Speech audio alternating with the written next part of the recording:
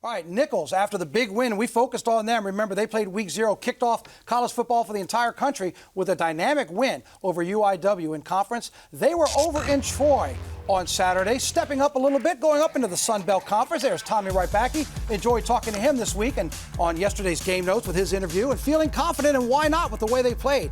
Well, watch this on this Troy punt. Solo Lewis, yeah. He's running solo, left side, down inside the 50 to the 40. Great field position for the Colonels off of that punt return. It would lead to a Gabe Showalter field goal, and the Colonels on the road take the early lead in the second after a scoreless first quarter. It's 3-0. After Nicholls' defense stopped Troy on 4th down, Mikael Brock, he scores from 3 yards out. Hello, 10-0 Nicholls. Scott, watch the speed as he comes end around, the quick handoff, and he's gone.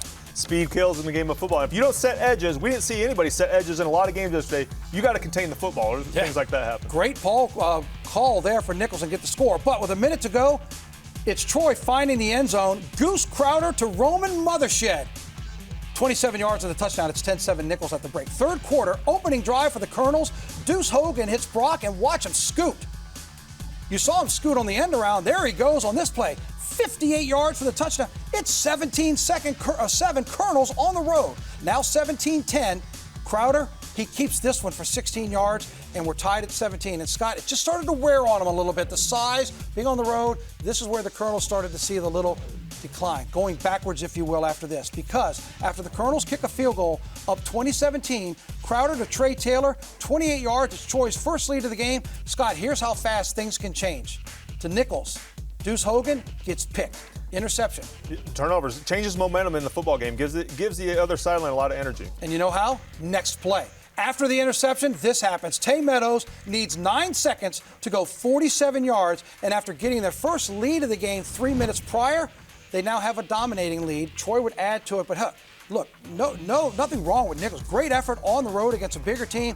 They ran out of gas in the fourth quarter, and here we are again with that rushing stat. 65 yards rushing to 272 for Troy, who won the second half 31-10. Next up for Nicholls, they'll be back home. They'll host West Georgia. That's a 6 o'clock kick down in Thibodaux. To your point, you just said it a moment ago talking about Grambling. Everybody wants to go in and win a game. There's nothing wrong with the effort. For 3 quarters, Nicholls was on top on the road at Troy and playing well.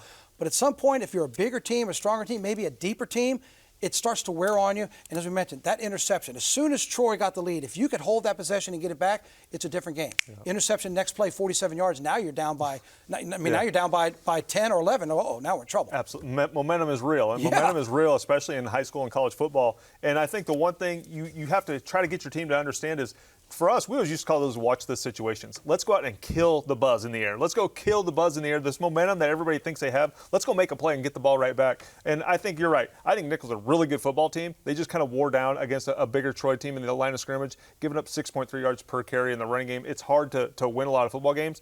But I think this Nicholls team, they still have a bright future. They have a chance to have a really good year, and they have a chance to be one of the best defenses in their conference. So I think it's more about the opponent they played than about them. Look, it was just a couple of years ago they won the South End Conference. That win against UIW, as you hear some people say that, sometimes you don't win it, some people lose it. They won that game against UIW, who won the conference a year ago and was picked to win it again.